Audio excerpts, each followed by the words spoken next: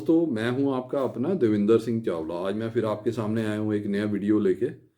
इससे पहले जो मैंने वीडियो बनाया था वो इसके ऊपर था कि आप कनाडा का जो टूरिस्ट वीज़ा है उसको आप वर्क परमिट में कैसे चेंज करवा सकते हैं और कितना खर्चा आता है। उसके ऊपर आप लोगों का बहुत प्यार मिला, आपके बहुत अच्छे व्यूज़ आए, उसके लिए आपका बहुत बहुत धन्यवाद। तो आज मैं जो वीडियो आपके सामने लेके आया हूँ उसमें मैं 10 ऐसे क्वेश्चंस डिस्कस करूँगा और उसके उसके आपको आंसर दूंगा जो मेरे से लोग बार बार पूछते हैं, जो मेरे को फ़ोन करके पूछते हैं, जो कमेंट सेक्शन में क्वेश्चन डालते हैं और वो पूछते हैं। तो चलो हम अपना वीडियो शुरू करते हैं। तो पहला क्वेश्चन जो एप्लीकेंट्स पूछते हैं वो ये पूछते हैं कि क्या बैंक बैलेंस के बिना हम कनाडा नहीं जा सकते और आईटीआर के बिना कनाडा नहीं जा सकते। देखिए, आईटीआर होता है इनकम टैक्स रिटर्न। तो इसमें क्या है कि 2 साल की इनकम टैक्स रिटर्न्स लगानी पड़ती हैं और अपनी बैंक स्टेटमेंट भी आपको लगानी पड़ती है और उसमें आपको बैंक बैलेंस दिखाना पड़ता है 5 से 6 लाख रुपए अगर आप अकेले कनाडा जा रहे हैं।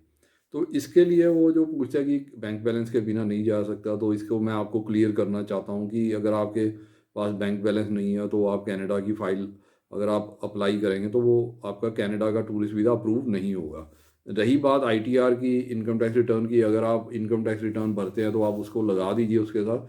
अगर जैसे कई बार क्या होता है कि जो लोग फार्मिंग करते हैं या एग्रीकल्चर करते हैं उनके पास इनकम टैक्स रिटर्न नहीं होती, पर उनके पास जे फॉर्म होते हैं, तो वो जो जे फॉर्म अटैच कर सकते हैं उसके साथ।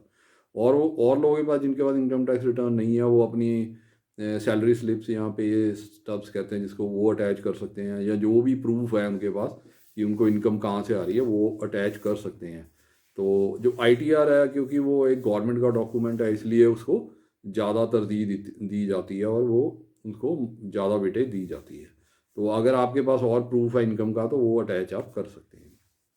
अब जो सेकंड क्वेश्चन ये है कि कुछ लोग पूछ रहे हैं कि आजकल जो है कोरोना टेस्ट करवाना क्या ज़रूरी है। ऐसे है कि जैसे पहले, अभी थोड़ी देर पहले ऐसे होता था कि जो कोरोना टेस्ट है वो एयरपोर्ट पे होता था। अब जो नई अपडेट है उसमें आया कि आप कोरोना टेस्ट कहीं से भी करवा सकते हैं, किसी भी लैब से करवा सकते हैं, बशर्ते वो लैब आईएमआरसी से अप्रूव्ड होनी चाहिए और वो आपका जो है उसमें बार कोड जनरेट होना चाहिए आपके टेस्ट का। और उसके बाद जो है वो विद इन 72 आवर्स के पुराना टेस्ट नहीं होना चाहिए और वो कोरोना नेगेटिव टेस्ट होना चाहिए, तो वो भी चल जाएगा।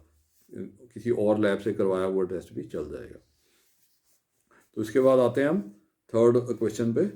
उसके ये है कि अगर आपकी कोई प्रोफाइल नहीं है, अगर आप मतलब जिसको कहते हैं ज़ीरो प्रोफाइल, आपकी कोई प्रोफाइल नहीं है, आपका कोई जॉब प्रोफाइल नहीं है, आप क्या काम करते हैं क्या नहीं है उसका कोई कागज़ नहीं है, तो क्या आपको वीज़ा मिल जाएगा, कनाडा का वीज़ा, टूरिस्ट वीज़ा मिल जाएगा? तो इसके बारे में मैं ये बताना चाहता हूँ कि बगैर प्रोफाइल के आपको वीज़ा नहीं मिलेगा। आपको कोई ना कोई प्रोफाइल क्रिएट करनी पड़ेगी। आपको दिखाना पड़ेगा कि आप कुछ जॉब करते हैं, या आप स्टूडेंट है, या आप एक कोई बिजनेस करते हैं, या एग्रीकल्चर करते हैं, या कुछ भी करते हैं, डेयरी डेयरी चलाते हैं, डेयरी फार्मिंग, आपकी कुछ भी मतलब कोई काम आपको ज़रूर दिखाना पड़ेगा, तभी आपको कनाडा का टूरिस्ट वीज़ा मिलेगा। तो अगर आपकी कोई प्रोफाइल नहीं है उसमें वो एजेंट आपकी हेल्प कर सकते हैं, जो आपसे सिर्फ कहते हैं कि आप हमें पासपोर्ट दे दीजिए, सिर्फ आधार कार्ड और पैन कार्ड दे दीजिए, वो उस बेस पे ही फाइल अप्लाई कर देते हैं। वो अपनी तरफ से एक फ़ेक प्रोफाइल क्रिएट करते हैं, वो झूठी प्रोफाइल आपकी बना के सबमिट कर देते हैं एम्बेसी में, और उसके बेस पे आपका वीज़ा लगवाने की कोशिश करते हैं। पर उसकी और भी दिक्कतें आती हैं। उसकी, अगर आपको वीज़ा मिल जाता है तो आपको बाद में दिक्कतें आएंगी जब आप वीज़ा को कन्वर्ट कराना चाहेंगे या आप पीआर लेने जाएंगे, तो उसमें आपको बहुत दिक्कत आएगी। ये अगर आपका वीज़ा रिजेक्ट हो जाता है तो फिर भी अब अगर अपने आप लगाएंगे तो आपको प्रोफाइल का पता नहीं होगा उन्होंने कौन सी लगाई है। तो आप जब भी अपनी प्रोफाइल कोई और बना के या अपनी ओरिजिनल प्रोफाइल उसमें अपडेट करेंगे तो आपका वीज़ा हमेशा रिजेक्ट हो जाएगा, क्योंकि आपको पता नहीं है कि पहली प्रोफाइल क्या थी, तो उसके साथ कभी भी आपकी प्रोफाइल मैच नहीं होगी। तो इस चीज़ का आप बहुत ध्यान रखिए, इसलिए आप अपनी प्रोफाइल क्रिएट कीजिए। जो भी मेरे पास आता है मैं उसको यही एडवाइस करता हूँ कि अगर आप कनाडा का टूरिस्ट वीज़ा लेना चाहते हैं तो कम से कम 1 साल पहले आप तैयारी शुरू कर दीजिए। उसमें आप अपनी प्रोफाइल क्रिएट कीजिए, अपने सारे डॉक्यूमेंट्स इकट्ठे कीजिए और उसके बाद अपना वीज़ा अप्लाई करें, तो आपको वीज़ा 100% मिलेगा। और इसके बाद आते हैं हम फोर्थ क्वेश्चन पे। उसमें जो लोग, कई लोग पूछते हैं कि क्या वीज़ा अप्लाई करने से पहले इंश्योरेंस करवाना ज़रूरी है या टिकट बुकिंग करवानी ज़रूरी है। देखिए, ऐसे है कि आप अपने फ़ाइल में जितने ज़्यादा प्रूफ लगाएंगे, जितने ज़्यादा कागज़ लगाएंगे, उससे आपकी प्रोफाइल स्ट्रॉन्ग होगी। अगर आप इंश्योरेंस लेके लगा देते हैं या एक रिटर्न टिकट लेके लगा देते हैं, तो उससे आपकी जो फाइल है वो स्ट्रॉन्ग हो जाती है, उससे आपको वीज़ा मिलने के चांसेस बढ़ जाते हैं। तो इसके बाद आते हैं हम फिफ्थ क्वेश्चन पे। उसमें जो लोग क्या कहते हैं कि मेरी रिफ्यूज़ल है ऑलरेडी कनाडा से या यूएसए से या किसी और कंट्री से, तो क्या उसके बाद मुझे वीज़ा मिल जाएगा कनाडा का टूरिस्ट वीज़ा? अगर कनाडा से भी आपकी रिफ्यूज़ल है तब भी आपको दोबारा आप जब अप्लाई करेंगे, वो उस रिफ्यूज़ल में आप देखिए क्या रीज़न दिए हुए हैं, उसके बाद उसको आप इम्प्रूव कीजिए और फिर अपनी फ़ाइल लगाइए, तो आपको वीज़ा 100% मिलेगा। देखो, रिफ्यूज़ल से आपके जो नए केस पे कोई इफ़ेक्ट नहीं पड़ता, तो आप दोबारा कभी भी लगा के अपना फ़ाइल लगा के अपना कनाडा का वीज़ा ले सकते हैं। तो इसके बाद हम आते हैं 6वें क्वेश्चन पे। इसमें है कि काफ़ी लोग मुझसे पूछते हैं कि जो कनाडा का वीज़ा है वो कितने साल का मिलता है। देखिए, जो कनाडा का वीज़ा है, जितनी आपकी पासपोर्ट की वैलिडिटी है उतना आपको कनाडा का वीज़ा मिलेगा। सपोज़ करिए, देखो, जो इंडिया में जो पासपोर्ट है वो 10 साल के लिए वैलिड होता है, 10 साल के लिए मिलता है। अगर आपका नया पासपोर्ट है, बिल्कुल, अगर आप अप्लाई करते हैं कनाडा में टूरिस्ट वीज़ा के लिए और आपको वीज़ा ग्रांट हो जाता है, तो वो 10 साल के लिए मिल जाता है, जितनी आपकी पासपोर्ट की वैलिडिटी। अगर आपका पासपोर्ट थोड़ा पुराना है, सपोज उसकी 6 साल की वैलिडिटी है या 5 साल की वैलिडिटी रह गई है, तो आपको 6 या 5 साल के लिए आपको वो वीज़ा मिल जाएगा। जिस डेट तक आपका पासपोर्ट वैलिड है उस डेट तक आपको वीज़ा मिलेगा। इसके बाद अगर 7वें क्वेश्चन पे हम आते हैं, अगर वो कहते हैं कि आपकी वो लोग पूछते हैं कि मेरी कोई ट्रैवल हिस्ट्री नहीं है, क्या ट्रैवल हिस्ट्री ज़रूरी है? देखिए, कनाडा का जो टूरिस्ट वीज़ा उसके लिए ट्रैवल हिस्ट्री कोई ज़रूरी नहीं है, कंपलसरी नहीं है। वेबसाइट पे कहीं भी नहीं लिखा कि आपकी अगर ट्रैवल हिस्ट्री नहीं है तो आपको वीज़ा नहीं मिलेगा। देखो, ट्रैवल हिस्ट्री उसको ज़्यादा ज़रूरत होती है जिसकी प्रोफाइल थोड़ी वीक होती है। तो अगर आपकी प्रोफाइल बहुत अच्छी है, आपकी फाइनेंशियल स्टेटस बहुत अच्छा है, प्रोफाइल का मेरा कहने का मतलब होता है फाइनेंशियल प्रोफाइल। देखिए, इसमें ऑक्यूपेशनल प्रोफाइल मैटर नहीं करती। आप कुछ भी काम करते हो सकते हैं, कोई भी ऑक्यूपेशन करते हो सकते हैं, कोई भी आप जॉब कर रहे हो सकते हैं, कोई भी आप बिजनेस कर रहे होते हैं, बस आपकी फाइनेंशियल प्रोफाइल अच्छी होनी चाहिए। फाइनेंशियल प्रोफाइल मतलब आपके जो फाइनेंशियल प्रूफ्स हैं, अपने फाइनेंशियल डॉक्यूमेंट्स हैं, वो स्ट्रॉन्ग होने चाहिए, तो उसके बेस पे आपको वीज़ा मिल जाता है। ट्रैवल हिस्ट्री कोई कंपलसरी नहीं है, कोई ज़रूरी नहीं है। अगर ट्रैवल हिस्ट्री है तो बहुत अच्छी बात है, अगर नहीं है तो तब भी आप अपनी प्रोफाइल के ऊपर वर्क कीजिए, अपनी फाइनेंशियल प्रोफाइल को स्ट्रॉन्ग कीजिए, तो आपको तब भी वीज़ा मिल जाएगा। इसके बाद आते हैं हम 8th क्वेश्चन पे। 8th क्वेश्चन पे ये है कि एक स्कूलिंग वीज़ा नाम से एक जो प्रोग्राम लोग जो एजेंट बताते हैं कि आप अपने छोटे बच्चे को, जैसे 5वीं क्लास का है, 6वीं क्लास का है, 8वीं क्लास का है, उसको आप वहाँ पे स्कूलिंग वीज़ा पे आप भेज दीजिए, उसके साथ आप भी जा सकते हैं। देखिए, ऐसे कोई स्कूलिंग वीज़ा डिफाइंड नहीं है किसी आप कनाडा की वेबसाइट canada.ca पे जाके आप चेक भी कर सकते हैं। ऐसे स्कूलिंग वीज़ा नाम से कोई ऐसा वीज़ा नहीं है, तो इसलिए आप इस चीज़ से सावधान रहिए। कोई भी एजेंट ये बात करता है कि आपको स्कूलिंग वीज़ा मैं दिला दूंगा और उसके साथ आप भी जा सकते हो, तो ये एक फ्रॉड ही होता है, क्योंकि जो स्कूलिंग वीज़ा है सिर्फ उन लोगों को मिलता है जो लोग बहुत ही फाइनेंशियली स्ट्रांग होते हैं, जैसे इंडस्ट्रियलिस्ट हो गए, जो बड़े पॉलिटिशियंस हैं या सेलिब्रिटीज़ हैं, जो उस चीज़ को अफोर्ड कर सकते हैं। क्योंकि स्कूलिंग वीज़ा पे अगर कोई एप्लीकेंट जाता तो उसकी जो फाइनेंशियल बहुत स्ट्रांग होने चाहिए, उन्हीं को सिर्फ मिलता है स्कूलिंग वीज़ा। तो इस चीज़ से आप बच के रहिए कि किसी को भी मिल जाएगा, ऐसा नहीं होता। तो आप इस झांसे में मत आइए कि आपको स्कूलिंग वीज़ा मिल जाएगा, वो आपको मिलने वाला नहीं है, वो बहुत डिफ़िकल्ट है लेना। वैसे भी ऐसी कैटेगरी कोई एग्जिस्ट नहीं करती।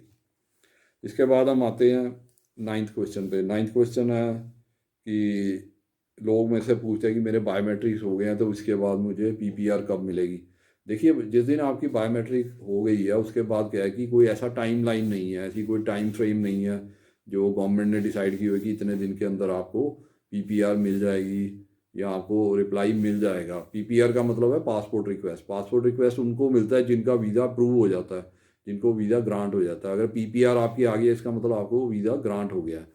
तो वो उसका कोई टाइमलाइन नहीं है, उसकी कोई ये फिक्स डेट नहीं है कि बायोमेट्रिक्स के इतने दिन के बाद आपको वीज़ा मिलेगा। वो एक टेंटेटिव डेट आपको पता लग जाती है प्रोसेसिंग टाइम से। जैसे आजकल 81 डेज प्रोसेसिंग टाइम चल रहा है, तो ये एक टेंटेटिव टाइम है कि इसके बीच बीच में आपका रिप्लाई आ जाएगा, पर ऐसा कोई पक्का नहीं है कि इसी टाइम में आएगा, कब आएगा, ऐसा कोई फिक्स्ड टाइम फ्रेम नहीं है। इसके बाद आते हैं 10वें क्वेश्चन में। तो 10वें क्वेश्चन में मेरे से लोग काफ़ी पूछते हैं कि सर कनाडा टूरिस्ट वीज़ा के लिए मेडिकल करवाना ज़रूरी है। तो मैं इनको ये उन लोगों को सभी को ये बात क्लियर कर देना चाहता हूँ कि कनाडा टूरिस्ट वीज़ा के लिए कोई मेडिकल की रिक्वायरमेंट नहीं है। अगर कोई मेडिकल आपसे करवा रहा है तो वो गलत करवा रहा है, क्योंकि देखिए ये एक सीधा सीधा एक रूल है, अगर आप 6 महीने से कम कनाडा रहते हो तो आपको मेडिकल की ज़रूरत नहीं है। अगर आपका स्टे वहाँ पे 6 महीने से ज़्यादा है तो तब आपको मेडिकल करवाना पड़ेगा। देखो 6 महीने से ज़्यादा सिर्फ जो स्टडी परमिट में जाते हैं, जो वर्क परमिट में जाते हैं, जो जो PR पे जाते हैं, उनका स्टे जो होता है वो 6 मंथ से ज़्यादा होता है, तो उनको मेडिकल करवाने की ज़रूरत है। जबकि टूरिस्ट वीज़ा में आपको जो स्टे है 6 मंथ से कम मिलता है, तो इसके लिए आपको कोई मेडिकल करवाने की ज़रूरत नहीं है। तो ये थे मेरे आज के 10 क्वेश्चन जो मैंने आंसर दिए हैं आपको, जो मेरे से लोग पूछते हैं।